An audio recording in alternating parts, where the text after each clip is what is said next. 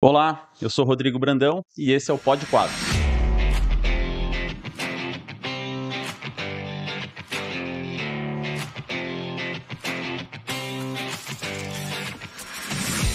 Pod Quadros é um podcast jurídico do Martins e Quadros Advogados Associados e está disponível nas redes sociais e plataformas digitais do escritório. Antes de mais nada, preciso alertar que qualquer informação, interpretação, opinião que eu emitir aqui é de minha livre, espontânea vontade e responsabilidade. Não, portanto, não imprime necessariamente uma posição ou uma opinião dos demais sócios e também do escritório.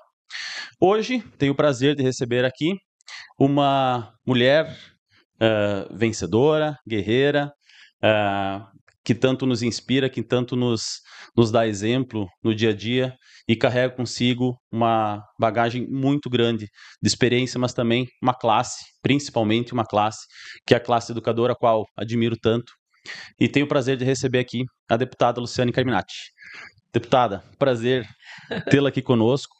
Muito obrigado por aceitar o convite e seja muito bem-vinda. Obrigada, Rodrigo. Uma alegria muito grande estar contigo aqui e compartilhar com vocês esse momento bem especial da minha vida, falando de política, de conquistas, também de onde a gente vem, né? Qual é o chão que a gente pisa, né?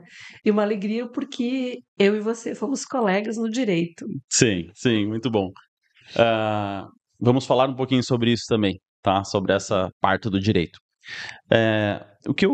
Vamos começar, assim, falar um pouquinho também da tua trajetória, né? Mas já você é daqui de Chapecó, você foi professora aqui em Chapecó, você é uma educadora, faz parte da educação, hoje já com uma missão tão importante quanto a missão de uma professora, né? De um professor. Mas o que eu vejo, assim, que eu quero te perguntar inicialmente, como você migrou, vamos dizer assim, né? Não é migrar, como você se viu inserida na política. Geralmente, quem passa para a política, em sua grande maioria dos casos, são momentos que você se vê numa situação que você pode, talvez, ajudar ainda mais aquela classe da qual você está atuando. Você, como professor, tenho certeza que fazia um trabalho exemplar, né? Como também participou da secretaria, enfim, como gestor, etc. Mas penso que no momento você pensou, bom, acho que eu posso talvez usar da política para fazer ainda mais do que eu faço. É mais ou menos por aí? Então, Rodrigo, eu sou nascida aqui em Chapecó, como você falou, e tenho muito orgulho em dizer que eu sou pedagoga, especialista em educação especial, e na minha trajetória de vida eu atuei principalmente na área da educação. Também já trabalhei na área social, né, com a antiga FUCABEM, que eram os infratores, né, os menores na época, né. Uhum. Hoje tem toda uma legislação a partir do ECA que modifica bastante, né. Então, eu fiz o magistério e todo o minha educação básica no Colégio Bom Pastor, no colégio de freiras, né, que tinha uma educação de alta qualidade, mas também muito rígida. Eu diria, de certa forma, bastante conservadora. E, eu saí do ensino médio, passei no vestibular, na UNO Chapecó, na época era Fundesc. Fui fazer pedagogia numa turma de 50 alunos que você tinha lá pessoas calejadas do movimento social. Sim. Eu lembro dos primeiros dias de aula que eu levei um banho de realidade, porque o mundo que eu vivia não era o mundo real, né? De dor, de sofrimento. Eu lembro muito bem que o professor colocou no quadro assim: por que as pessoas passam fome no Brasil? E eu, muito ignorante politicamente, eu respondi que porque não querem trabalhar. E quando eu respondi aquilo, eu falo porque eu acho que a minha história ela é também uma história de transformação, né? Sim. De as pessoas perceber que, bom, a Lu era assim, mudou, né? Aí meus colegas mais experientes começaram a me dar um chacoalhão, né? E dizer, ô, peraí. E o professor foi muito hábil, ele começou a trazer elementos do conhecimento científico, né? para compreender as contradições estruturais em que a pobreza e a miséria e a fome foi construída no Brasil. Bom, eu resumo essa parte para dizer que daí, para mim, foi uma virada de chave. Um divisor de águas. Aí mudou tudo, eu comecei a me inquietar muito, né? E eu acredito muito que as pessoas precisam ter o seu chão desequilibrado para criar consciência política. Enquanto o chão não desequilibra, você continua votando na direita e fazendo discurso de trabalhador, né? Sim. Então, É quase que uma falta de conhecimento mesmo, né? Você utilizou do conhecimento, daquilo que você estava estudando para mudar a tua concepção sobre as coisas, né? Assim, nossa, tinha dias que eu dizia, meu Deus, mas o que eu fiz até agora? Como é que eu não enxerguei esse mundo, né? Mas, enfim, a faculdade foi muito importante para mim e eu comecei a me envolver na luta estudantil na universidade, porque naquela época não tinha ProUni, FIES, bolsa do artigo 170, né, ou qualquer outra possibilidade de expansão do ensino público superior para quem mais precisava. E eu era aluna trabalhadora, eu trabalhava no escritório de contabilidade durante o dia todo e à noite eu ia para a faculdade. E aí nós começamos a fazer movimento com os professores para ter salário, porque atrasava salário, eleições desrespeitadas, reitores ditadores. E eu comecei a me envolver nisso, me envolver. E aí tinha o curso de pedagogia, administração, contábeis na Fundesc e direito. E o direito era espetacular. Eu lembro do doutor, acho que o Sérgio Quadros fez direito com o Celcinho de Oliveira, Eu acho que sim. foi nas mesmas Acho que turmas sim. ali. Uhum. E nós da pedagogia, a gente saía da sala para ir nas assembleias para ver o povo do direito falar, porque era uma aula assim de uma oratória maravilhosa, né? Aquilo foi bom. Conclusão, eu fui a primeira presidente do Centro Acadêmico de Pedagogia. Que legal. E daí, então, comecei a me envolver na luta estudantil. Depois nós ganhamos a eleição em Chapecó com o prefeito José Fritti Nemésio. Isso foi em 96, 97 assumimos. E eu era uma das poucas concursadas da prefeitura. E aí teve uma pressão muito grande para mim assumir uma função. Eu não queria, porque eu já estava no sindicato naquele momento. Eu já era do Conselho Deliberativo do Sindicato dos Servidores Públicos Municipais. Aí o que acontece? Eu acabo assumindo um cargo de diretora do ensino fundamental com menos de... Eu acho que eu tinha 25, 26 anos, muito nova. Errei muito nesse período. Eu reconheço, se eu pudesse voltar para trás na gestão da educação e da cultura, eu teria feito coisas diferentes com a experiência que eu tenho hoje. Pois bem. Mas serviu também de aprendizado, porque hoje, né? Isso tudo, né? Foi construindo aquela. E fui, então, diretora do ensino fundamental. Depois veio um movimento, aí que eu entro na política. Veio um movimento de diretores de escola, numa perspectiva muito democrática. Nós tínhamos eleição de diretores que começaram a dizer: está na hora de nós termos um vereador e uma vereadora na Câmara de Vereadores que representa a educação. E eu estava nesse grupo, mas eu não sabia que era comigo o negócio, né? Eu concordava. Quando eles disseram, você é o nome, eu disse, não, eu não sei isso. Eu na política não, eu gosto da escola, tudo bem aqui. As pessoas te enxergavam para ocupar e você não. Eu tremia para falar. Os gringos, quando falam muito exaltados, até hoje, né? As veias saltam. Tremia com o microfone na mão. Eu disse, não, isso não é para mim e tal. Eu cheguei em casa, comentei com a minha mãe, ela disse, Deus me livre. Minha filha, não, vai ficar mal falada, não quero. E eu disse, não, mas só que aquele grupo não desistiu. E é um grupo que está comigo na sua grande maioria até hoje. Bom, aí eu fui candidata a vereadora, a quarta mais votada. Fui eleita, depois eu fui candidata a vice-prefeita. Nós perdemos a eleição por uma diferença muito pequena, uma eleição muito disputada. Eu voltei para a escola para dar aula, que eu era concursada. E aí o deputado Vinhati, na época, me chama e diz assim, Lu, o Lula está abrindo muita universidade nesse Brasil, é hora de nós apresentar um projeto. Aí ele me leva para o mandato dele e eu começo a coordenar todo esse projeto da Federal. E tanto é que as pessoas achavam que eu ia ser a reitora, né? Quando eu ia para a rádio. Mal sabiam elas, na sua ignorância, que para ser reitora tinha que ser do quadro, né? Mas isso a gente enfrenta na política, né? Sim. Aí eu acabei sendo a que mais falava em torno da Federal, Me elegi de novo vereadora, dobramos a votação, saí de 1.600 para 3.271. 2009 foi, É, foi nesse, 2009. né? E aí o Vinhati, que era federal, vai para o Senado como candidato, Pedro, que era estadual, vai para federal e abre a vaga de estadual. E éramos eu e o meu querido companheiro Marcelino. O PT faz uma discussão e define que o nome sou eu. Então, eu entrei como candidata a vereadora sem planejar, mas com coletivo, isso é importante dizer. Sim. Eu acredito na política como força coletiva, não autorrepresentação. Depois, como deputada, eu dizia: tá bom, tá lá, podem colocar meu nome, mas eu jamais vou chegar, né? Aí eu chego, e aí de lá, a primeira eleição foram 29 mil votos, a segunda eleição 45, a terceira 62 mil e agora 92 mil. Então é muito resultado do trabalho mesmo, né? E das pessoas que estão com a gente. Sabe que hoje de manhã eu estava resolvendo uns compromissos e eu pensando assim no que a gente ia conversar em coisas, né? Porque a gente faz uma preparação, a gente fica uma semana preparando, assim, debatendo, escolhendo os melhores assuntos, enfim. E eu estava pensando que de fato, assim, você não carrega. É diferente a tua função hoje, né, de deputada, ela é diferente, ou vamos dizer, qualquer deputado que seja, né? Carrega consigo, é como se fosse uma mochila, vamos dizer, uma bagagem, Ah, e tem toda uma classe atrás, principalmente a tua, né? Que você é a maior referência, você é a líder da bancada da educação, né, aham, e cultura. Você carrega, você consegue sentir isso, que tu tem esse, vamos dizer assim, esse peso, essa mochila assim, que contigo, que você está levando contigo toda essa representatividade. Você não está representando só você, as tuas ideologias, o teu, sim, né, sim. os teus objetivos.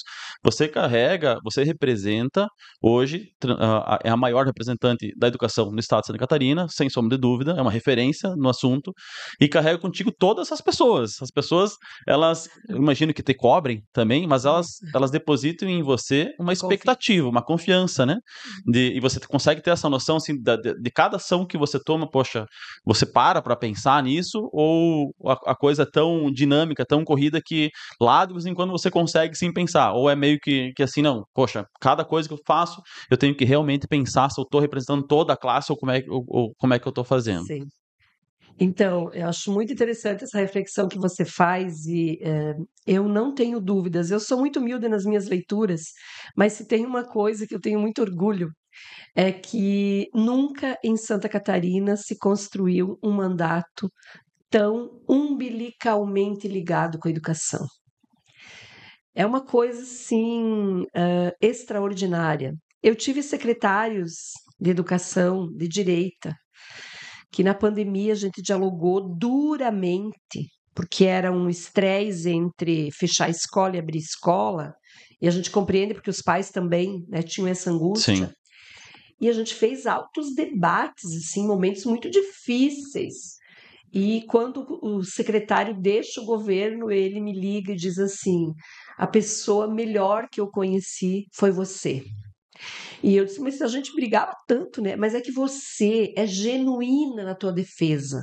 Então ninguém pode questionar. Quem é que pode dizer que a deputada Luciane não defende educação? Então, a gente conquistou esse respeito. Teve um conselheiro estadual de educação que foi para um evento meu, e quando ele foi falar de mim, ele me chamou assim, Luciane Carminati Educação. Aí eu olhei ele. Não, porque não tem como dissociar. Você é a cara da educação em Santa sim, Catarina. é referência. A gente construiu um respeito, Rodrigo, nesse. É muito tempo, né? É um trabalho do primeiro mandato até agora, de muito diálogo, de muita escuta, de muita presença. Hoje, eu tenho uma interlocução muito boa, muito qualificada, muito respeitosa no Ministério Público, especialmente na vara da educação, criança e adolescência, né? Infância e adolescência, uma atuação muito legal com o Tribunal de Contas, né, com o doutor Gerson Sica, que cuida de todos os temas ligados à educação. A lei do ICMS educacional, que nós aprovamos na Assembleia Legislativa, é a melhor do país. Eu fui, inclusive, num evento em Belém, no ano passado, contar como é que foi o parlamento aprovar essa lei com tantas disputas entre o que os prefeitos queriam, os governos e tal. E eles diziam, deputada, o que você fez em Santa Catarina é histórico, né? E então, o que que De onde vem isso? Por que que a gente tem uma relação tão próxima? E é claro que a minha relação ela é muito mais próxima com a rede estadual, né? Sim. Porque deputado estadual você não pode legislar sobre matéria de âmbito municipal, nem ensino superior, né? Que é federal. Uhum. Rede estadual é comigo o negócio. Muito forte, porque quando eu organizo a minha agenda, eu cuido muito para mim não me distanciar das escolas. Então, todo mês eu estou visitando ou uma escola, ou uma creche, ou um instituto, ou universidade, mas escola estadual, eu sou a deputada que mais visitou escolas. Em 1 ano e meio, nós chegamos a visitar quase 1/3 das escolas estaduais, mais de 300 escolas. É muita coisa. Teve meses que eu fui para 5, 6 escolas, E é um trabalho, sabe? isso mostra, mas isso também mostra o porquê você tem esse respeito, não só de toda a bancada, né? E eu ia falar justamente, eu ia te fazer justamente essa pergunta. Eu estava assistindo um vídeo teu sobre o concurso público, né?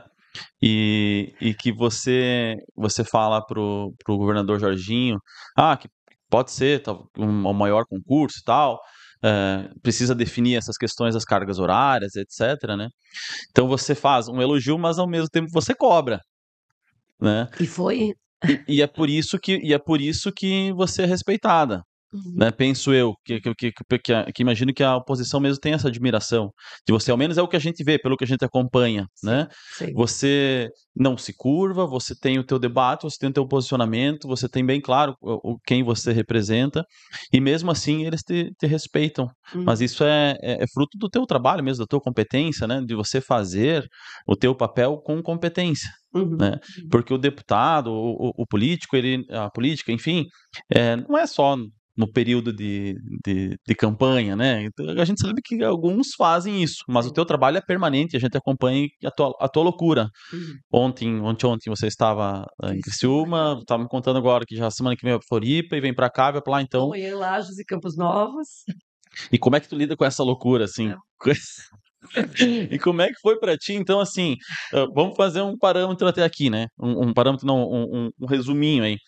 Então você já começou lá no, você escalou todas vamos dizer assim, você traçou esse caminho com muita maestria, né? Lá do movimento estudantil, para vereadora, na gestão também da educação aqui em Chapecó, deputado estadual, enfim, você trilhou esse caminho. E eu imagino que cada uma dessas fases você foi sentindo, poxa, aqui eu tenho mais possibilidade de fazer ainda mais, né? Uhum. Você era professora, fazer um trabalho excelente. Como gestora, bom, consigo fazer um pouquinho ainda mais pela educação. Como vereadora, posso fazer um pouquinho a mais ainda pela educação. Agora, como deputada, bom, consigo ainda mais fazer pela educação. Como é que você lida com isso, assim, de saber dessa responsabilidade, mas conseguir visualizar cada vez mais, podendo fazer um pouco mais por algo que você luta tanto, né? Eu acho que tem uma coisa que na política a gente precisa discutir, e eu também já errei muito nessa fala. Eu sempre digo que a gente precisa só renovar, renovar, renovar. Hoje eu digo, opa, renovar é importante, mas a gente tem que ter quadros experientes. Porque a experiência que eu tenho hoje, eu não tinha no primeiro mandato e nem no segundo. Hoje eu consigo bater na porta de qualquer pessoa que seja, qualquer autoridade, e eu sou respeitada. Porque você mesmo falou. É muito engraçado que lá na Assembleia tem 40 deputados, os deputados mesmo da direita, quando é um tema da educação, eles dizem para falar comigo. E eles reconhecem e respeitam, né? Sim, Então é um desafio muito grande isso, mas eu acho que você não perder a coerência. E uma coisa que eu sempre falo para quem é candidato a vereador, né? Eu digo assim: olha, vocês têm que construir uma caminhada que vocês persigam a coerência. Porque eu já fui vereadora de oposição e de situação. E é muito bom essa experiência. Eu agradeço por eu ter estado dos dois lados. Porque às vezes a gente tem vereador, desculpa, tem vereador que é do lado do prefeito, né? De situação. Tudo que o prefeito faz, vota a favor. Agora, se tu é de oposição, tudo que o prefeito faz, vota contra.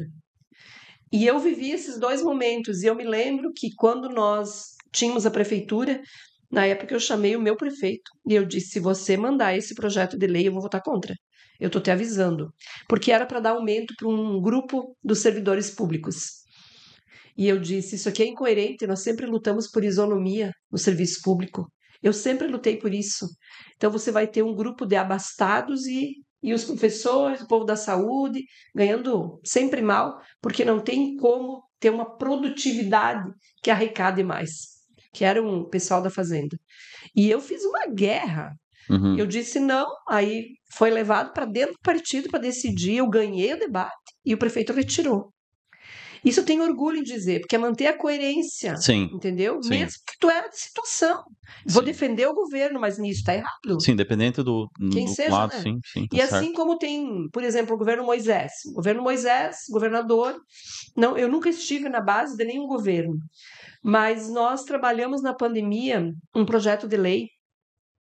Eu fiz uma live para ouvir os estudantes do ensino médio, os professores, sobre como garantir o acesso dos estudantes, né, por conta da renda, do trabalho e tal. E aí nós construímos um texto de um PL para o Bolsa Ensino Médio. Eu apresentei em agosto, o governador Moisés pegou a minha ideia, copiou tudo, mandou um PL em novembro.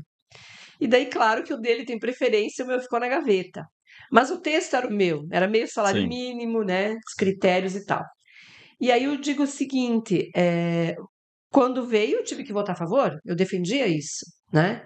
Então é essa construção que a gente tem que ter a sensatez de fazer o que é certo e se colocar acima dessas questões de disputa ou de que lado você, né? Se você é situação ou oposição. Isso não é uma equação tão fácil como eu estou falando sim, aqui, claro, né? claro, claro, claro, claro. É bem complexa, né? Sim, sim. Ah, e o que eu queria te perguntar agora é como que você, porque quando você, bom, você já está há quatro, esse é o quarto mandato como deputada, né? Mas por trás, assim, de tudo, as pessoas, quem acompanha as redes sociais, enfim, mas como é que tu tem lidado, assim, a tua vida, sim, sabe, a vida em casa mesmo? Quase tu não para em casa, né? Tu tem filhos e tal. Como é que tu tem, como é que é lidar com isso, com eles principalmente, né? De ter que, porque assim, imagine que você faça essa exposição para eles, olha, eu preciso, né? É diferente de quem trabalha, assim, que tem um emprego, vamos dizer assim, como eu, né? Que também quase não estou em casa, mas eu de noite eu volto para casa. Imagino que você às vezes fique dias fora de casa. Como é que é lidar isso com os filhos em casa? Então, primeiro, para as pessoas compreenderem, eu tenho 3 filhos, né? 2 meninas e um menino. A minha filha mais velha tem 27 anos, a Paula. A Júlia tem 22 e o Guilherme tem 11. A Júlia e a Paula, que são já, né, mulheres já adultas, né? A minha mais velha mora fora do Brasil, né? Ela trabalha com comércio exterior e ela cresceu com a mãe vereadora. Então, ela não pegou essa fase tanto, né? Pô, Escapou de deputada, ela já era, estava quase, sim, foi para a faculdade e tal. sim. A Júlia pegou a minha fase de vereadora, mas ela já era maiorzinha, né? Quem está sofrendo mais é Ah, o Guilherme. O querido. Guilherme, o Guilherme, quando ele era pequeno, eu tinha dificuldade de dizer o que eu fazia, né? Tipo, Sim. meu pai é motorista, meu pai é caminhoneiro, minha mãe é não sei o quê. E a Lu é o quê? Eu disse, como é que eu vou explicar que eu sou deputada? Aí um dia eu disse, Gui, a mãe é caminhoneira. Daí ele olhou assim, eu disse que a mãe viaja muito, porque para a criança pequena, Sim. bebezinho, quase, né? Entender? E assim, o Guilherme, ele sempre teve um excelente pai, né? Um pai maravilhoso, uma avó presente, porque a gente morava no mesmo terreno, né? A mãe Uhum, atrás e nós na frente, né? No apartamento e a mãe uhum. atrás. E aí eu tenho uma coisa assim que eu acho que é bem importante essa tua pergunta, porque eu tenho falado muito sobre isso. A maternidade aliada com a política para a mulher me fez ter que ressignificar o conceito de maternidade. E hoje eu sinto que nós estamos perdendo grandes mulheres e lideranças por conta disso, porque não conseguem ter ao seu lado um companheiro, uma pessoa que compreende e ajuda. Sim. E eu tenho discutido com as mulheres o seguinte: cuidar e proteger não é uma tarefa só da mãe. Nós vivemos uma sociedade extremamente machista, patriarcal, É, e, e os dados hoje do IBGE, por exemplo, são bem claros que serviços de casa, serviços domésticos normais, assim, tá? Lavar louça e tal, é praticamente 90% exercido por mulheres.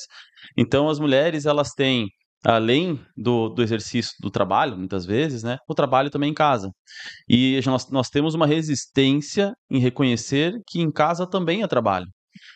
Aquela pessoa que está em casa, cuidando dos filhos, lavando sim. louça, lavando roupa e tal, fazendo comida, é um trabalho. Não reconhecido, Não reconhecido, não invisibilizado. remunerado, invisibilizado, é uma sobrejornada. Então, e obviamente você também tem Enfrenta isso. enfrenta isso em casa também, né? Mas sabe que Então, o Guilherme, só para isso, o Guilherme, alguns dias atrás, eu perguntei para ele, eu disse, o Gui, a mãe viaja muito, né? Porque eu tenho ficado com ele um dia por semana, 2 dias, quando é possível, né? Porque as pessoas acham que é tudo muito, deputado ganha bem, só é viaja, isso. E é justamente por isso que eu te fiz essa pergunta, porque nas redes sociais o pessoal acha que é, né? né? Sim, Mas veja bem, eu diria que quem é da Grande Florianópolis, do norte, do sul, ainda tem uma situação melhor. Nós que somos do oeste, tu veja bem, terça, quarta e quinta tu tem que estar em Florianópolis. Aí sobra sexta, sábado, domingo e segunda. Se você for de carro, tu perde 2 dias. E tu tem que rodar o estado, porque eu, por exemplo, fiz voto em todos os municípios. sim, Eu tenho atuação em todas as regiões. sim. Então sobra muito pouco tempo. Eu fico domingo em Chapecó, às vezes na quinta, quando eu volto, às vezes no sábado. Então, assim, é muito dinâmico. E aí eu disse para o Guilherme esses dias, eu disse, Gui, é o seguinte, eu quero saber se você está sofrendo com isso, né? A ausência da mãe, ou melhor, não a ausência, mas a não presença física, porque eu falo com ele quase todo dia por celular, né? Uhum. E aí eu disse, se for o caso de a mãe largar a política para você ficar comigo, eu topo fazer isso, porque filho vale a pena, né? Ele olhou para mim, mamãe, tá tudo bem, tá tudo certo, mãe, você gosta disso que tu faz, eu não tenho problema nenhum, sabe? Uma criança muito Querido, astral, sim, de sim, sim, boa, que bom, que bom. que é bem resolvido nisso, Que sabe? bom, que bom. E que com certeza também ele se orgulha muito de ver o teu trabalho, né? Imagino que ainda é novo, mas daqui a pouco, logo aí na frente, várias pessoas vão chegar e vão dizer para ele, né? Às vezes os colegas, meu Deus, eu vi tua mãe falando, olha que legal isso, aquilo. Então, Eu com fui na certeza. reunião do meu filho esses dias na escola, no Bom Pastor. Eu chego lá, as professoras, eu não acredito. Porque a gente combina de não ficar Sim, se sim, vangloriando. sim. E é só um fato. Imagina o orgulho dele, né? Sim, Muito sim. legal. Tá, vamos falar um pouquinho sobre o concurso público. Eu sei que você levantou alguns pontos aí que precisam ser melhor esclarecidos, né? Tu pode contar um pouquinho para nós assim esses pontos? Eu sei que há um problema com a carga horária, Muito grave isso. né? Então, se tu puder também sintetizar aí Sim. esses pontos, eu acho que é importante para quem para quem vai acompanhar aí Ah, nosso bate-papo. então, a luta para ter concurso público ela não é de hoje, né? Santa Catarina é o estado, é um dos seis piores estados, acho que é quinto ou sexto, que mais tem ACT, que é o regime contratado. Então, foi uma grande luta para chegar a este concurso, que no ano que vem já vai chamar 6.500 professores. Isso é muito bom. Mas no dia do lançamento, todo mundo que falou só elogiou. E eu fiquei com a pulga atrás da orelha. Espera aí, mas ninguém está falando de carga horária. Tem alguma coisa errada. E aí, quando eu falei aquilo, ninguém me respondeu. Mas eu sei que no outro dia o governador ligou para o pessoal da secretaria e disse: escuta, o que a Luciane está falando lá que ela pediu? Queria entender. Qual que é a minha briga? Se você faz um concurso para diminuir o número de contratos e você contrata por 10 horas, significa, Rodrigo, que um professor vai ter um dia de trabalho por semana. Ele vive com um dia? Não, Sim, né? viabiliza Não tem. até novos contratos, coisas assim, enfim, né? Então significa que tu vai continuar com o contrato da CT, com uma carga horária da CT. Então, eu tenho dito nas minhas entrevistas que, infelizmente, o concurso não vai diminuir o número de CTs. Ele vai manter, que vai continuar tendo. Isso quer dizer que é ruim? É ruim porque podia ter resolvido agora nesse concurso. Dava para ter carga horária de 20 ou 40 horas. Bom, esse é um ponto. O outro, não se abriu o concurso para psicólogo, assistente social, bibliotecário. Hoje, o que a gente está vendo em termos de violência e a situação mesmo de saúde mental dos nossos professores, mas sobretudo dos nossos alunos, não dá mais para pensar uma escola sem essa equipe. E já tem lei federal que obriga a ter. Também não vai ter. Quando a gente fala da inclusão, a dor é maior ainda, porque não tem nenhum cargo de educação especial, AE, né? Libras ficou de fora. E essa é uma briga que há anos a gente está fazendo, eu não entendo por que a sede não avançou. Quando a gente fala dos diplomas de mestrado, doutorado, especialização, não se reconhece na área da educação. Então, se eu sou professor de matemática, eu fiz mestrado em educação, não vale. Só se for mestrado em Sim, matemática. não tem lógica. Não tem lógica, porque a escola é o universo do Claro, encontro claro, das claro, áreas. claro, claro. É, E é interdisciplinar, é né? interdisciplinar. E um cara que foi estudar educação faz bem para matemática, Claro, claro, claro. né? Amplia. Aprimorou a didática, tudo, enfim, conhecimento, né? Sim. Pode trazer novas técnicas, enfim. É. Eu acho que esse ponto, se eles não mexerem judicialmente, a gente derruba, tá? Eu acho que é possível derrubar. Agora, carga horária, a inclusão de outras áreas é decisão do executivo, né? Então, nós protocolamos o pedido, estamos aguardando, abre as inscrições já terça-feira e não teve nenhum movimento da secretaria de retificação do edital. Eu tenho conversado com o Ministério Público, vamos ver se eles vão agir, fazer algo, né? Porque nós estamos de mãos amarradas agora, o Legislativo não consegue atuar nesse campo. Mas Sim. essas são as questões graves que poderiam ter sido. E olha que eu reconheço que é um passo, 10 mil, Sim, ok, sim, né? sim. Eu falei isso, Sim, mas só que. porque não necessariamente que é ruim o ACT, no caso, o professor não é. A questão é da luta pela classe mesmo, para que Claro. esses mesmos ACT, né, consigam isso, consigam, né, migrar para uma carreira, enfim, né? E também criar identidade no lugar, porque eu imagino, eu não sei exatamente como funciona, mas um ACT, por exemplo, no ano pode estar numa escola, outro ano pode estar na outra. Isso perde identidade, com o local também é ruim, Sim, e né? aí tu pensa professor de área, né? Vamos pegar aqui o professor de história. Professor de história tem 2 aulas por turma que ele entra. Então, se ele tem uma carga horária de 40 horas, ele deve ter 20 turmas. Tu imagina esse professor conhecer 20 turmas de alunos, multiplica isso por 40 alunos. Tu tem 800 alunos na tua mão, você vai dizer que tu vai conhecer esses alunos? Isso não Sim, existe. sim. Então, quando tu tem o concurso, você tem uma perspectiva de fixar numa escola, conhecer melhor a comunidade e ter uma carga horária ampliada ali mesmo.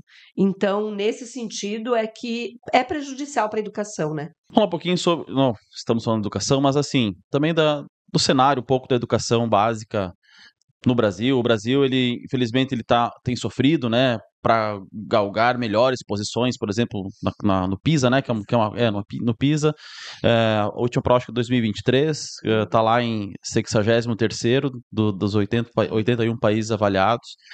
Isso interfere diretamente no IDH. O Brasil hoje é a nona maior economia do mundo, né, migrando para a oitava, possivelmente agora, para o ano que vem, e na educação nós estamos lá embaixo, isso leva o nosso IDH lá para baixo, porque é um elemento importante para o IDH.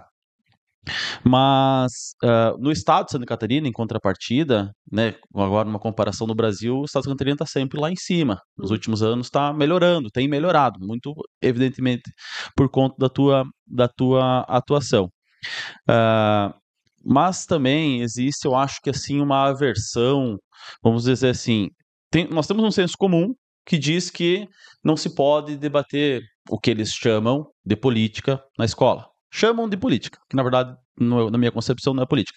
No mestrado, eu iniciei um artigo que eu não consegui finalizar, vou finalizar no que vem, que é sobre a necessidade de debatermos causas, bandeiras necessárias, por exemplo, racismo. Vamos utilizar o racismo Claro. como exemplo. Nós tivemos ataques recentemente, inclusive, ao livro do Ziraldo, Meu que Deus. fala da amizade. Menino marrom. Sim, enfim, né, coisas que não têm lógica.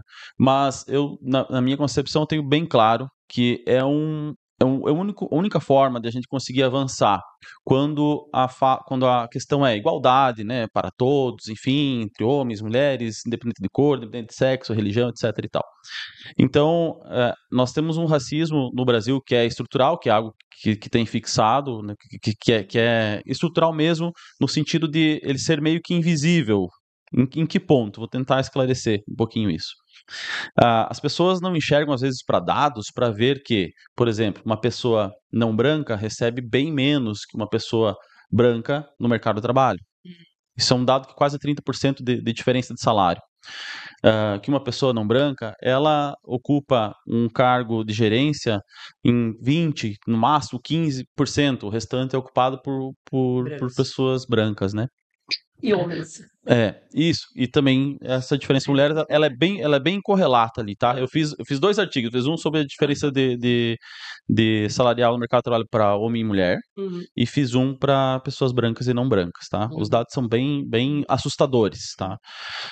Então, assim, o Silvio de Almeida, Lélia Gonzalez, Laurentino Gomes, o Aníbal Quirrano, Paulo Freire, enfim, todos esses educadores, esses estudiosos, né, filósofos, sociólogos, enfim, tratam dessa forma, que é necessário instituir esse debate nas escolas, né? Engrandecer isso, mostrar que, por exemplo, o racismo não é uma questão de opinião, é crime. É crime, você não pode ser racista. Ah, Você não pode evitar de falar na escola porque alguns pais acham que é um debate político. Não, está debatendo política, falando sobre racismo, falando sobre política. Gente, é um crime. É crime no Brasil você falar sobre racismo. Então, é necessário, na minha visão, implementar nas escolas, na educação básica, esse tipo de educação. uhum. E nós enfrentamos uma resistência muito grande disso, principalmente nos últimos anos. Então, assim, tem uma legislação federal hoje, né? Se não me enganar, é 11.745, que obriga o currículo das escolas da educação básica a trabalharem a contribuição do negro, do indígena, do quilombola para a história brasileira, combatendo as questões raciais, né? O racismo, melhor dizendo, né? O racismo na própria leitura dessa história, né? Sim. Mas, A gente precisa reformular a leitura do que nós aprendemos na escola, né? sei, Ai, que chegaram no Brasil os portugueses ai, e isso é. descobriram o Brasil. Não foi bem Já assim. tinha gente aqui, Já tinha gente, não foi, o Brasil foi descobre que usurpado. né? O Brasil foi usurpado, né? E utilizado das pessoas que moravam aqui como mão de obra escrava, inclusive, né? Então a gente precisa reconstruir isso. E isso eu não vejo outra forma de nós mudarmos essa realidade da sociedade brasileira, que não pela educação básica. E aí a gente enfrenta um problema, porque assim, infelizmente, nem sempre as estruturas de ensino estão comprometidas com essas mudanças, né? Para você ter uma ideia, Rodrigo, nós temos casos de professores em Santa Catarina que eu estou acompanhando que estavam trabalhando a escravidão no Brasil e são chamados de doutrinadores, de Sim, comunistas. Então, tem uma coisa que nos últimos anos ela é perversa, que é quando você enfoca alguns temas como escravidão, quando você trabalha capacitismo, tem professor respondendo processo. Quando você trabalha questões de gênero, que é para você construir a ideia de que nós temos que respeitar todas as pessoas, independentemente de religião, de raça, de etnia, de cor, né? De crédulo, religião sim, ou de identidade, né? Sexual, orientação sexual. sim, E tem pessoas que, não, se falar disso, meu Deus, é a perversão. sim. Esses dias, quando veio aquele debate do livro do Ziraldo, eu estava lembrando, eu até fui buscar de novo o Iracema, de José de Alencar, Uhum. e tem um trecho do Iracema que ele fala da Virgem dos Lábios de Mel, né? E eu disse, meu Deus, se esse livro fosse mudado, Hoje, aham. o que seria feito com os professores? Gente, literatura brasileira. E o que é o papel da escola? Eu tenho uma tese que é o seguinte: Se não é a escola que vai pegar esses conhecimentos, colocar na mesa e gerar o debate, quem vai fazer? A igreja vai fazer? A igreja é outro papel. Sim, A empresa vai fazer? A empresa é outro papel. Quem vai fazer? Então, é muito melhor que seja feita por educadores que tratem com seriedade. Pega, por exemplo, quando eu falo com promotores e juízes sobre a questão da violência e do abuso que as crianças sofrem dos adultos, abuso sexual. E sabe o que eles dizem? Que o melhor equipamento público de proteção às crianças é a escola, porque é o professor que leva para o promotor e para o juiz um caso de abuso. sim, E sim. aí você diz que a escola é doutrinação, que ela perverte. Então, é muito triste a gente ter isso, né? E nós estamos trabalhando tão forte esse tema que você trouxe, das questões étnico-raciais, que tem hoje um processo instaurado no Ministério Público, na vara da educação, na figura do promotor, doutor Marcelo, e ele está avançando, exigindo. Agora ele me falou há poucos dias: estou muito feliz, deputada, porque até que enfim a secretaria agora concordou de mandar professores para um curso sobre isso para trabalhar na escola. Então, a gente tem que ter a mudança da cabeça, sabe? Sim, sim, Tem sim, sim. que, né, ter Expor a outra realidade leitura. e acabar com É, essa ideia de que é doutrinação, de que é cultural. Gente, não é cultural, costume não, é educacional, é educação, a gente tem que mostrar a realidade. Como eu disse, mostrar que racismo é crime, é crime, né? E mostrar o que realmente aconteceu no o Brasil. que Se nós estamos Portugal vivendo? reconheceu que o Brasil foi usurpado, etc e tal, nós temos uma dificuldade de nós mesmos dizer. Pega assim, ó, o segundo país no mundo que mais tem Sim, negros. Qual é o sim, Brasil? sim, Tirando a África, sim. é o Brasil. O último país da América do Sul a acabar com a escravidão foi o Brasil? Brasil. Um dos últimos a dar o direito de voto para as mulheres. Sim, A dar, não. temos muita coisa a avançar, né? Bom, falamos bastante sobre educação e para encaminhar aqui o final da nossa conversa, eu não quero deixar de citar um tema que é sobre saúde. E sobre saúde, também quero citar um problema que você passou, né? E eu tenho certeza que isso pode também encorajar e pode, a tua representatividade toda, pode também encorajar mulheres, né, que passam por problemas de saúde, que passam por dificuldades, e você passou recentemente por um problema de câncer, né, Aham. se tratou, fez o tratamento, graças a Deus está bem, né, ah, eu imagino que tenha sido, quer dizer, imagino não, tenho certeza que foi um momento muito difícil da tua vida, né? E imagino que também pode ter sido um momento, de um outro divisor de águas na tua vida, né? Momento de reflexão. Nós passamos, bom, bem sabe, a gente também passou por problemas de saúde na família e nós estamos também dia após dia assim refletindo sobre isso, pensando como isso pode nos fazer melhorar, né, Como ser humano. das concepções da vida mesmo, do que realmente importa, do que não importa. E imagino que você também tenha feito em diversos momentos desse período essa reflexão, né, de como, bom, Encarar. a vida realmente ela é um sopro, né? A gente pode, hoje a gente está aqui, amanhã a gente não sabe, Sim. amanhã a Deus pertence, ou seja, lá qual for a crença. É. Então, realmente a gente às vezes se preocupa com muita coisa ou dá importância a muita coisa que de fato não tem tanta importância assim, né? Então, eu gostaria que você falasse um pouquinho desse momento e também como isso te engrandeceu como pessoa e como também te fez enxergar, olha, eu posso, que eu sei que você atuou também isso atuou para isso na Assembleia. Bom, através desse problema que eu passei, eu vi algumas outras realidades e posso, né, utilizar disso como aprendizado para também atuar como uma deputada para criar novas leis, enfim, né, pensar em outras alternativas. Eu sei que teve também um projeto, né, que foi para deixa eu, como é que é? Que teve 10 milhões no orçamento, Aham. né? Colocamos para Isso, eleição. isso, aham.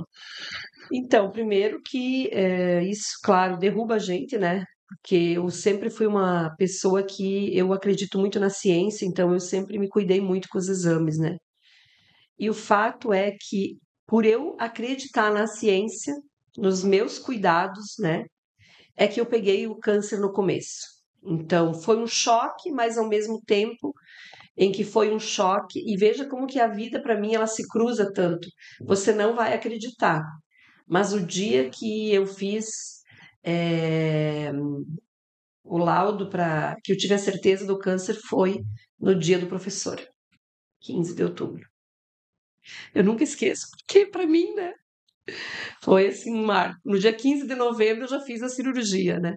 Então eu tive extração das 2 mamas, eu tinha nódulos numa mama, mas hoje a medicina, que legal a conquista das mulheres, né? Os médicos não deixam mais você ficar com a mama simétrica, né? Tu tem que estar, porque a autoestima da Sim, mulher claro. também, né? Sim. Então mexeu na mama esquerda, mas ele reduziu a mama direita para ficar a simetria. E aí eu fiz radioterapia, 10 sessões, né? Eu tomo ainda por mais 2 anos, porque é 5 anos para você ter a cura. Eu estou no meu 3º ano. Eu tenho mais 2 anos que eu tomo tamoxifeno todos os dias, né? Para prevenir o câncer. E todo ano eu faço mamografia. O meu médico diz, ó, fica tranquila que tá tudo certo, né? Vai dar tudo certo, os 3 anos perfeito e tal. Mas tem, eu acho que assim, a lição que ficou do câncer para mim, a lição é, primeiro, que nós somos de carne e osso, passíveis de todo mundo amanhã, não importa. Estava lendo uma matéria, né? 3.000 pessoas são os bilionários do mundo. E eu pensando, o que adianta, né? É tudo igual, porque tu pode dizer, eu posso ir para o Albert Einstein, no Hospital de São Paulo. Se está com uma doença grave, é tudo igual, né? Então a gente tem que lutar por Que não saúde. tenha cura, enfim, Mas tem uma pode, tem coisa o que dinheiro que tiver, é, não vai fazer assim, a diferença. defesa do SUS eu faço hoje com muito mais força. Por quê? Embora eu tenha o plano de saúde, né? Para fazer a radioterapia era lá no setor de radioterapia do Hospital Regional. E aí eu olhava para o lado, e a gente vai fazendo amizades, né? Tem um cara que vem, um senhorzinho que vem lá do meio oeste, uma mulher que é dona de casa, agricultora. Daí tu olha assim, tu diz, que coisa, né? Se não tivesse o SUS, eu teria atendimento e eles talvez não teriam. E Sim. aqui nós estamos tudo igual. Aqui todo mundo espera fila, hora para fazer a rádio, o mesmo equipamento, o mesmo servidor. Então, isso é muito legal, sabe? A defesa do SUS, como a gente tem que ter o SUS para defender a saúde de todas as pessoas, independente da renda, do sobrenome da família. Isso eu passei a defender muito mais. E tem uma coisa assim que aconteceu comigo, que foi uma coisa linda e acontece com todo mundo. A solidariedade das pessoas é uma coisa inimaginável. Quando eu identifiquei o câncer, eu disse para minha equipe que eu não queria explorar isso, porque tem gente que vai para as redes, se Sim. vitimiza, aquela coisa. Eu fiquei um mês até eu ter assim força de falar disso, né? Poder falar disso, porque no começo tu nega, tu não quer falar. Quando eu consegui falar disso e saber que tinha tratamento, enxergar até onde eu ia, aí nós começamos a divulgar. Aí eu me afastei, acho que 2 semanas, não mais que isso, voltei para a LESC. Eu fiz a cirurgia 15 de novembro e tinha que votar um projeto de lei do magistério e eu disse para os meus colegas deputados, vocês não vão votar sem eu estar aqui. E eles diziam, mulher vai cuidar da tua saúde. Não, eu tenho que estar aqui. Aí eu voltei e eles esperaram a gente votar em dezembro, né? E aí, o que aconteceu? À medida que as pessoas iam descobrindo, olha, eu tive mulheres que eu nunca vi na minha vida, de cabelo branco, vinham me abraçar e diziam: Ô deputado, teu nome está na minha Bíblia, teu nome está nas minhas orações, todos os dias. Então, Rodrigo, quando eu fui agradecer o meu médico, né, que eu virei amiga e fanzaça dele, né? Eu disse para ele, doutor, se me desculpe, mas para mim é o seguinte, eu estou bem hoje graças aos profissionais da saúde, graças às pessoas, porque o universo vai construindo energia Sim. negativa ou positiva. Sim. E tu vai sentindo assim no teu corpo, na tua mente, no teu Quase que um coração. acolhimento, né? Parece que é uma coisa assim que tu não enxerga, mas está aqui no ar, um sentimento bom. É como aquilo, quando tu vê uma pessoa ruim, parece que tu, não sei, não fica legal, né? E quando tu tem gente boa perto, tu te faz bem, né? Então, isso me ajudou. Eu disse, e as orações, e cada um do seu jeito, uns acreditando em Deus, outros não, mas todos com uma energia, uma fé, uma religiosidade. Então, eu diria que a cura para os nossos problemas está ligado a esse movimento, a esse tripé. É você, é a busca no que tu acredita, é as pessoas que você tem, que estão contigo, que estão longe, mas estão perto, e os profissionais da saúde, né? E aí eu já tinha uma atuação de olhar muito para essa questão das redes femininas. Eu passei a olhar mais, porque elas fazem um trabalho que o Estado não faz, de acolhimento, de escuta e também de estar junto, de estar garantindo coisas que as mulheres às vezes não têm, como por exemplo o alimento, uma cesta básica, né? A peruca que elas fazem para as mulheres, né? As próteses, os brechós que tem nas redes femininas, que tu compra uma roupa por R$ 2, Que né? trabalho espetacular, né? Mas, então, eu coloquei recurso para equipar a Rede Feminina de Pinhalzinho, a de Caibi, aqui de Chapecó, veículo. Agora eu tinha só um recurso que eu tinha que escolher uma entidade para colocar né, no meu oeste. O que eu escolhi? Tem um município aqui do oeste que não tem sede da Rede Feminina. Eu coloquei todo esse meu recurso de 2 milhões para construir a sede da Rede Feminina de São Lourenço do Oeste. Que legal. Então, a gente está fazendo esse movimento e um movimento também de estruturar as redes femininas para ter, com esses 10 milhões, já tem coisa nova aí, a Secretaria de Estado da Saúde colocar à disposição das mulheres, porque, por exemplo, o médico pede para mim comprar uma meia, porque tem uma meia que ela comprime melhor, né, para não deixar dar trombose na cirurgia. Isso aí é R$ 150. O creme hidratante que eu usei é R$ 120. Nem todas as mulheres podem. Então, esses 10 milhões que nós aprovamos no orçamento eu estava ainda no tratamento, eu liguei para as minhas colegas deputadas, uma do MDB, a Ada, a Marlene do PSD, a Paulinha era do PDT e a Dirce do MDB. As 4 me ajudaram, nós em 5 apresentamos uma emenda ao orçamento para, pela primeira vez, olhar para isso. E os 40 deputados aprovaram. Então, a gente também vai das nossas dores fazendo luta e fazendo Sim. lei e conquista. Sim. Né? Bom, que bom que no final das contas, assim, você conseguiu ainda. Que posição privilegiada tua também nesse momento, né? De, poxa, ter que passar por isso, não nesse sentido, né? Mas assim, privilegiado no sentido de poder fazer algo ainda mais, né? Sabendo que tem tanta gente que sofre com isso, né? Pessoas que não têm, às vezes até. Como você disse, a ausência de informação, de fazer o preventivo, etc. e tal. Então, que maravilha que nós temos um SUS, né? Que maravilha que nós temos uma Constituição que garante todos esses direitos, como cláusulas pétreas, né? Educação, saúde, enfim, o direito do trabalho. Então, nós precisamos ler mais a nossa Constituição. As pessoas precisam saber um pouco mais do quanto esses direitos sociais fazem parte da nossa rotina, do nosso dia a dia, a gente nem se dá conta, né? Eu não preciso do SUS, né? Bom, você usa o SUS, às vezes, no saneamento básico, em diversas coisas, e nem sabe o que tem, né? E é isso aí. Bom, eu queria, antes de mais nada, assim, te agradecer, né, pela tua participação, dizer que é um prazer imenso ter você aqui, que aqui você está sempre de portas abertas para ti, sinta-se sempre em casa. Mas eu também queria saber de você em relação ao direito. Será que vai ter a doutora Luciana advogando aí futuramente? Pensa nisso ou não? Esse é o dilema que eu vivo, sabe, Rodrigo? Porque eu fui até o sexto, algumas disciplinas do sexto e algumas do sétimo, né? Até eu encontro às vezes, alguns professores nossos. Eles dizem, mas por que tu não volta, menina? Nós precisamos de jeito assim. Digo, mas como que eu vou voltar? Como é que eu vou fazer estágio? Com a minha loucura de agenda, né? Sim. Porque eu parei ali por conta da federação na época. Sim. Né? Eu tinha que estar em Brasília e tal. Aí eu acabei parando, não consegui voltar porque era estágio, né? E o dilema que eu vivo é esse, assim, ó. Eu devo voltar para o direito ou eu devo ir para o mestrado em educação? Tem essa opção, né? Tem essa opção também mas continue como deputada, tá? Por um bom tempo que a gente está muito bem representado lá, a educação toda, o Oeste, Santa Catarina. Tenha certeza que todos têm muito orgulho do serviço que você executa.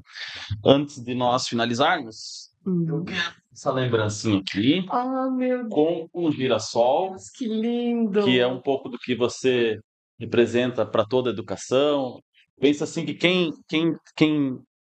a educação ela também representa um pouco isso de um lugar ao sol de onde se buscar, né? Então nós pensamos em algo significativo e pensamos no girassol, mas também pensamos em algo que você pode usar diariamente lá no teu, como você tem vários locais, aí tem aqui em Chapecó, tem em Florianópolis, tem na tua casa, aí toda vez que você for tomar um chimarrão, você vai lembrar, isso eu ganhei lá do pessoal do Martins de Quadros. Claro, mas eu nunca vou esquecer. Nossa,